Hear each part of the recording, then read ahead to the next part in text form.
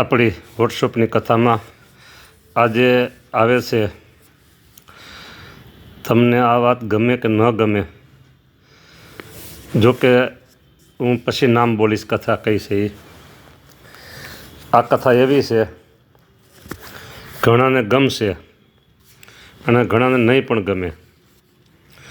કોને ગમશે અને કોને નહીં ગમે એની ચોખવટ અત્યારે કરું. જે સંસારના દુઃખથી કંટાળી ગયા છે એને આ કથા ગમશે, અને સંસારના સુખમાં જેને મોજ મજા પડતી છે એને આ કથા નહીં ગમે. કથાનું નામ છે લગ્નના દુઃખ.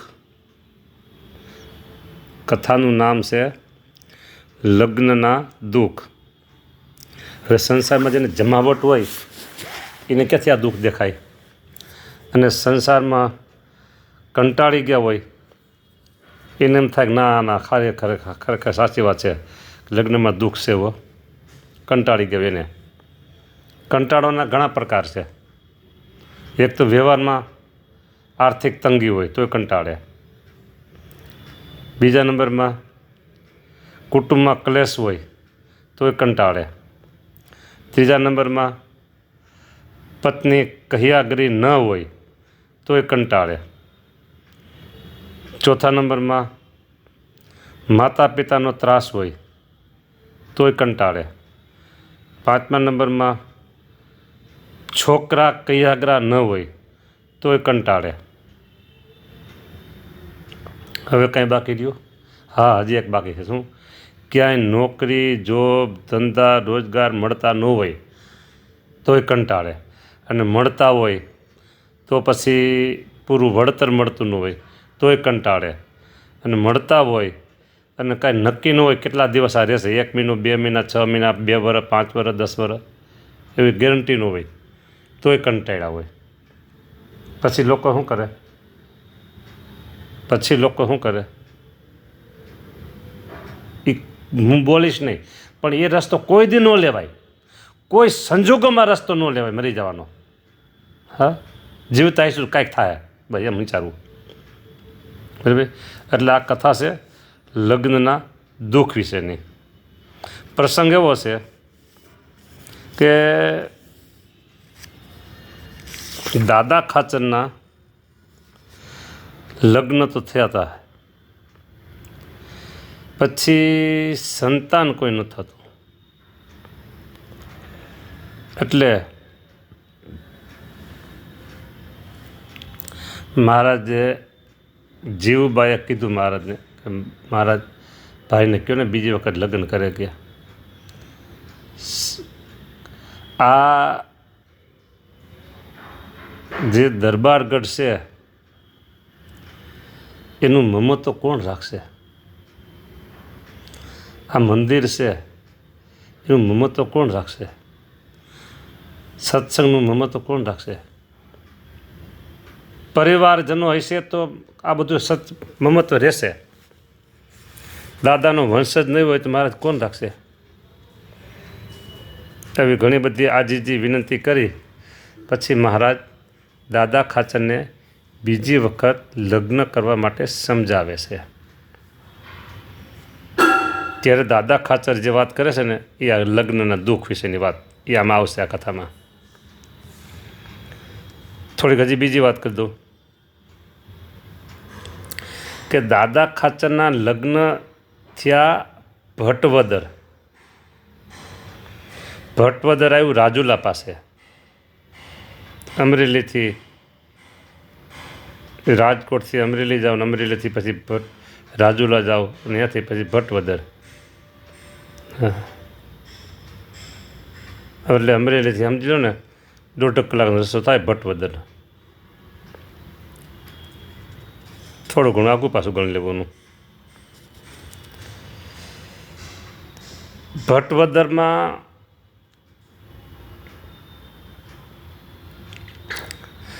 દાદા ખાચરના સસરા થયા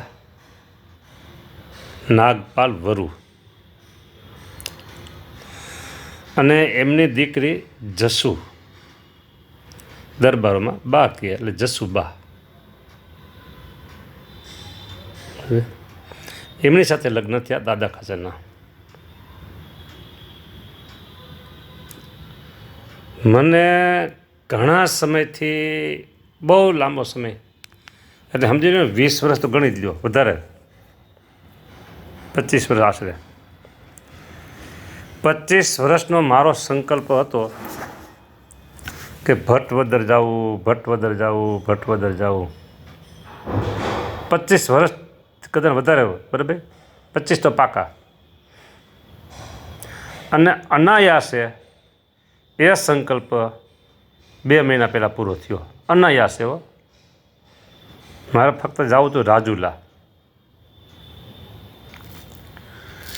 તો ખબર પડી રાજુલા ગયા પછી કે કાંઈ બાજુમાં જ ભટવદર છે. તો મેં કીધું હાલો જાય. બપોરે ઠાકોરજીને થાળ કરી અને પછી ત્યાં ગયા. મંદિરનું કામ ઘણા વર્ષથી ચાલે છે પણ હજી કામ પૂરું થયું નથી. જે ઘરમાં નાગપાલ વરુ રહેતા, જસુબા રહેતા, ત્યાં લગ્નના 4 ફેરા ફરાય.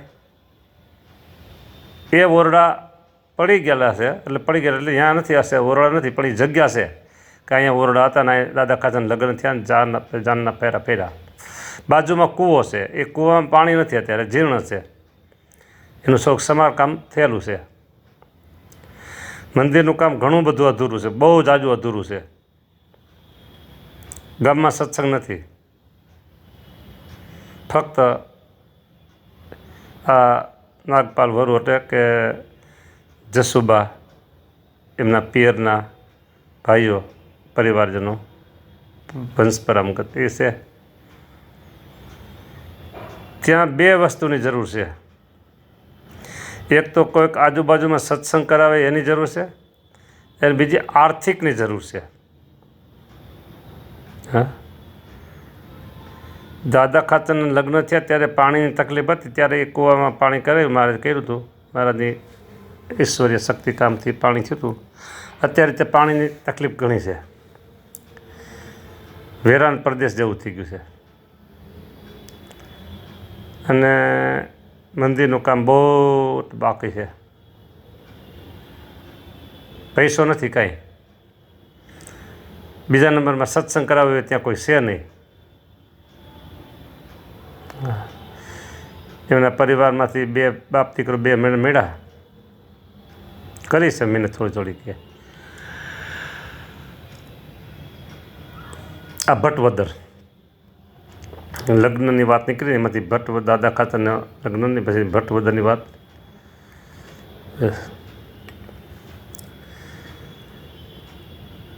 આમ તો સત્સંગમાં પૈસો ઘણો છે, ઘણી જગ્યાએ વપરાતો હોય છે, અને ઘણાને વાપરવો હોય તો આવું પ્રસાદીનું સ્થાન છે એ ખબર હોય નહીં. હા, સત્સંગના આવા કામો કરવા માટે આ સેવકનો સંકલ્પ જોરદાર છે. પણ ઘણી બધી અડચણો મને આવે છે, એટલે એ કામ મારાથી પાર પડતું નથી. ઠીક છે, જે હોય તે. હવે આપણે આજની કથાનો પ્રારંભ કરીએ.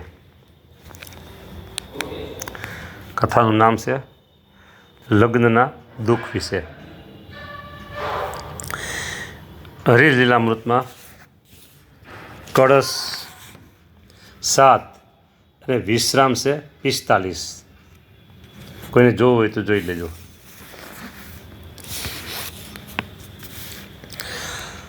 આમાં અમુક પંક્તિ એવી આવશે કે બોલી ન શકાય, એટલે હું એ બોલીશ નહીં. હા, જે યોગ્ય લાગશે એટલે જ બોલીશ.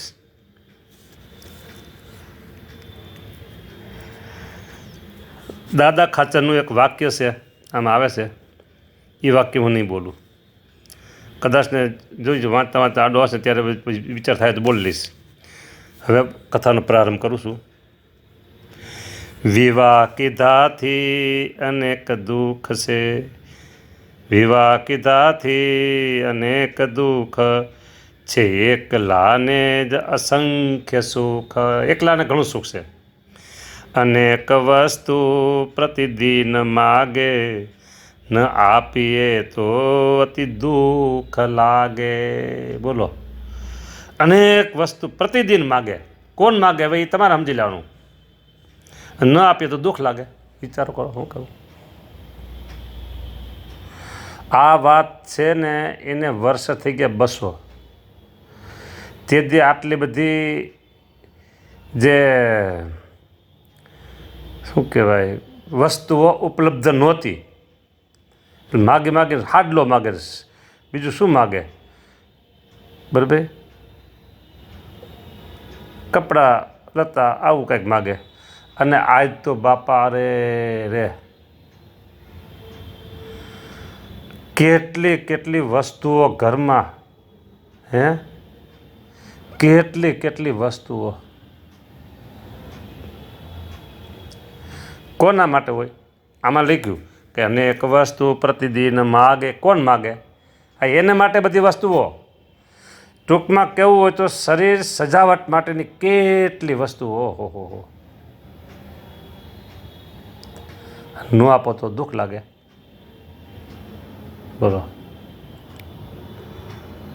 હવે આ તો અનુભવ સિદ્ધ વાત છે દાદા ખાચરની. દાદા ખાચર બોલે છે એટલે આપણે તો કંઈક હોય નહીં અનુભવ, અને કરવો શું કામ જોઈએ? દાદા ખાચર એમ કહે છે કે સમુદ્ર પૂરો કદીએ ભરાય, પ્રિયાની ઈચ્છા નહીં પૂર્ણ થાય. બોલો, સમુદ્ર પૂરો કદી ભરાઈ જાય પણ સ્ત્રીની ઈચ્છાઓ એ કદી પૂર્ણ થતી નથી. બોલો,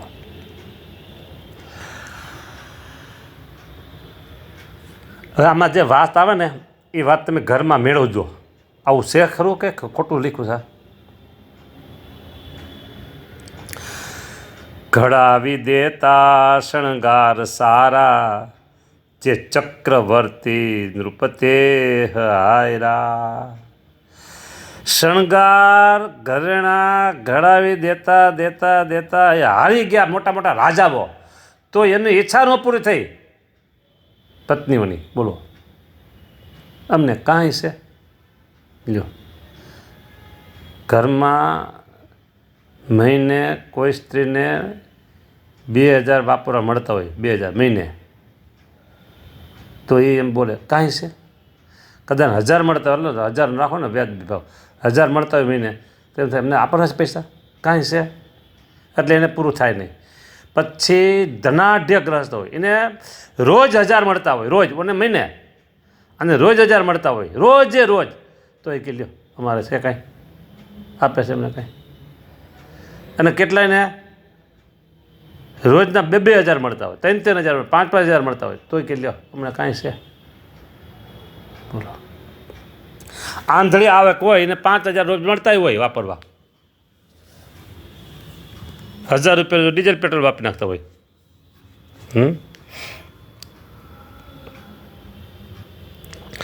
ઘડાવી દેતા શણગાર સારા. બોલો, જે ચક્રવર્તી નૃપતે હાયરા, જે અંગ તે કૌવચ સંગ લાગે, જરૂર તેથી અતિ પીડા જાગે. એવી જ પીડા અતિ અંગનાથી, પાયમાં ઘણા પુરુષ તે બલાથી. આવો શબ્દ વાપરવાનો મારો નહોતો કહો, તમે વાપરી નહીં કોઈ. બલા કીધી કેને કે દાદા ખાચર કીધું. હા, આ બલા કોને કીધું? એવી હોય એને બધા નહીં, સંસ્કારી હોય નહીં, સત્સંગી હોય નહીં, સજ્જન ગ્રસ્તના ઘરમાં હોય એને નહીં. હા, બધાને નથી કીધું. એવી જ પીડા જે અંગ તે કવચ સંગ લાગે. કવચ જરૂર તેથી અતિ પીડા થાય. હા, જે ઘરેણા હોય હાથમાં ગળાના, તો એ પીડા ઉપજાવે. એવી જ પીડા અતિ અંગનાથી, પાયમાં ઘણા પુરુષ તે બલાથી. ખારી બલા, ખારી બલાની વાત બીજા ખારી બલા કરતો. ખારી બલા છે ને, આમાં બલા લખ્યું છે. ખારી બલા કેને કહેવાય? જંગલમાં રહે, અને એ પેશાબ કરે ઘણો બધો. પછી એનો પૂંછડું, ગાય ભેંસ બળદને કેમ પૂંછડા હોય, એનો ઝંડો ઝંડો છેલ્લો નાનો હોય ગાય ભેંસ બળદને પૂંછડાને, અને આને ઝંડો મોટો. પછી પેશાબ કરી અને ઝંડો એનો પૂંછડાનો છે ને એ પેશાબમાં રગદોડે અને પછી ચારેય બાજુ ઉડાડે હો. એમાં જો કોઈ માણસ હોય અને એને છાંટો પડ્યો તો હળી હળી મરે. બોલો, આવી એ બલા કહેવાય, ખારી બલા. એટલે બધી સ્ત્રીઓને, અમુક સ્ત્રીઓને ખારી બલા નામ આપ્યું છે. ના, અમુક બધી જ નહીં. હા, સંસ્કારી હોય, સત્સંગી હોય, વૈષ્ણવ હોય કે પછી ગમે તે હોય, બધી સજ્જનતા હોય, જેનામાં સંસ્કાર હોય, એને નથી કીધું. હાલો, આ કથા અહીં પૂરી કરું અને આગળ બીજી કથામાં આપણે પ્રવેશ કરીએ.